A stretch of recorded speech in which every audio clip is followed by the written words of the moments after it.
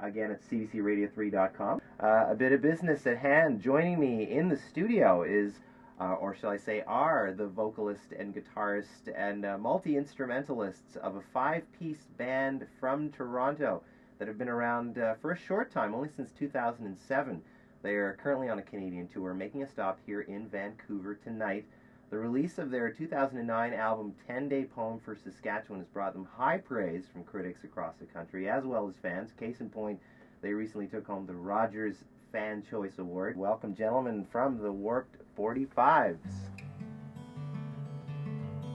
Good afternoon, Jen Colvine here with you. It is 4:10, and I'm joined by lots of special guests, actually. We've got the Warped 45s.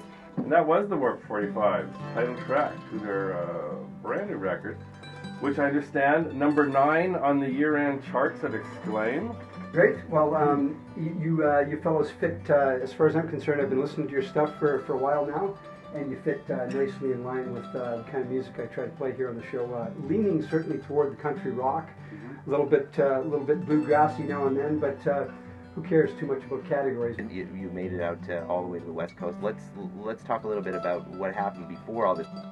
I think for me, I mean, growing up in a family of musicians, I was always drawing my inspiration early on from those around me that were playing music, like my father and my cousin and my aunts and uncles. I would go to family jams at my grandparents', and I wanted to be able to join in with the jams. So, but no one in Peterborough at the time would teach anyone under the age of 8 at any of the music schools that my mom checked into. So all I knew is when I got to be 8, what I got for my birthday was that I was old enough to start taking guitar lessons. Just at my grandmother's house, there would always be a record on, usually a country record.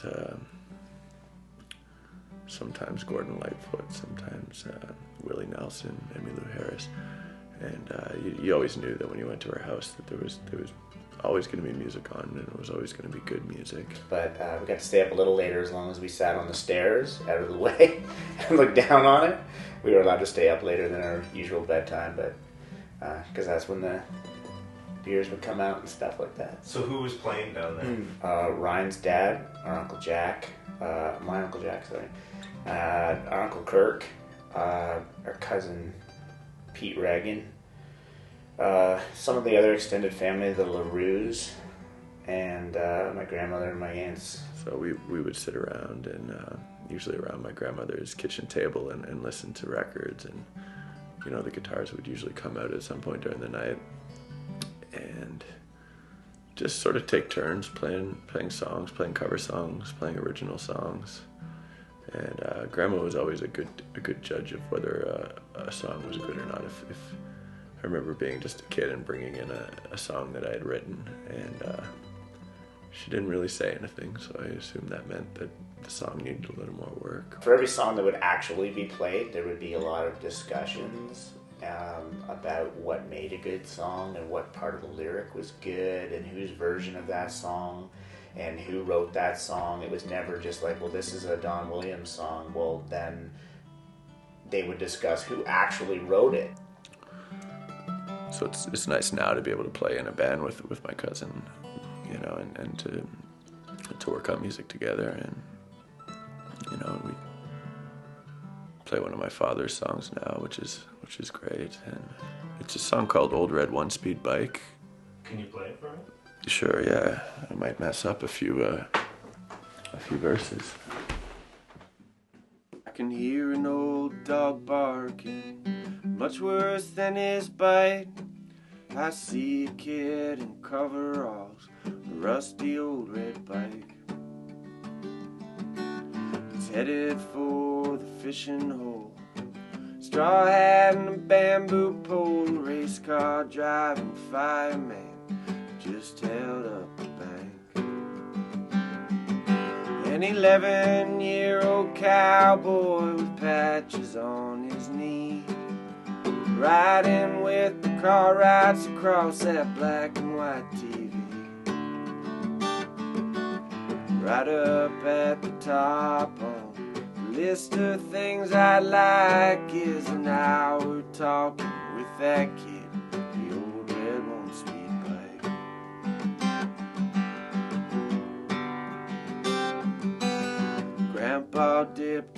clench a skull and spit into the sand. Wiped out all of the politicians with one wave of his hand. And he fought 2 wars and chased a cat. Cut my hair out where I sat. He said he only had 1,000,000 friends. One of them was me.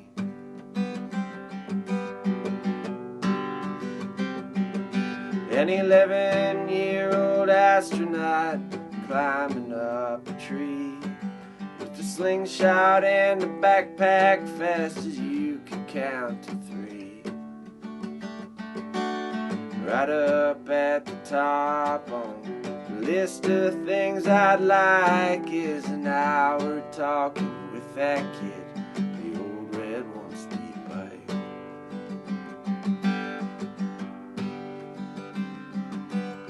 Mom got out her guitar and sang Wildwood Flower, and Dad told us his favorite joke in under half an hour. Grandma sat there knitting mitts, one that's big and one that fits. She says that back when we were young, we never would have dared. An 11-year-old fugitive with patches on his knee, watching Dr. Richard Kimball on that black and white TV. Right up at the top on the list of things I'd like is an hour talking with that kid, the old red one speed bike.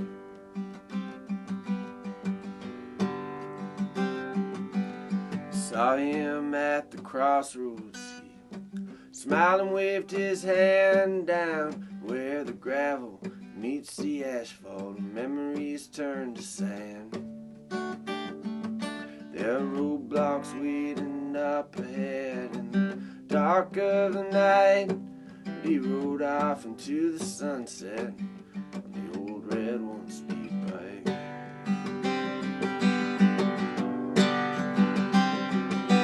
An 11-year-old cowboy with patches on his knee, riding with the car rides across that black and white TV.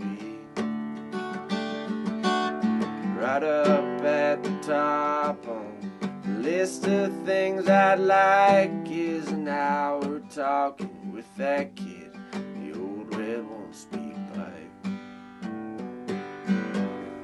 And how long did it, how long have you guys been together? What do you mean by together? As making beautiful music. Well, I guess Kevin, myself, and Amal were going to university at the time in London, Ontario, and we were playing in a sort of a basement band with a few other friends of ours. Yeah, well, it wasn't really. Yeah, it was a band, I guess you could say. We kind of jammed. After work, we always had tons of free time. We'd end really early in the morning, but we'd still be wired and had a ton of energy. So we'd always be like, what can we do to kill some time before we go home and sleep? And I met Ryan working there at the bar, Ryan and Hammer. So, everybody. It was a pretty close, tight-knit little family, that bar staff, and I have a lot of good friends still that are from there. We all worked together at the university pub, and we all branched off in different directions. And I'd moved overseas, and I was living in Australia. Went and did 2 years at Seneca in New York for the multimedia, learning more of the hands-on thing, and Kevin was teaching. I think he started work right afterwards. And yeah, we were just kind of doing our own thing for a little bit. Then one day I got a call from Brian saying, hey, I'm going to be back in town soon. You want to get back and jam a little bit? And I was like, well, I'm not really doing anything. Sure. He made the phone calls, of course, and I kind of put my foot down on that it had to be a serious band who wanted to record very quickly, would be all original. We weren't going to be a cover band. We were going to practice regularly, and if people didn't show up, I would be as committed or more committed than anyone as long as everyone showed up.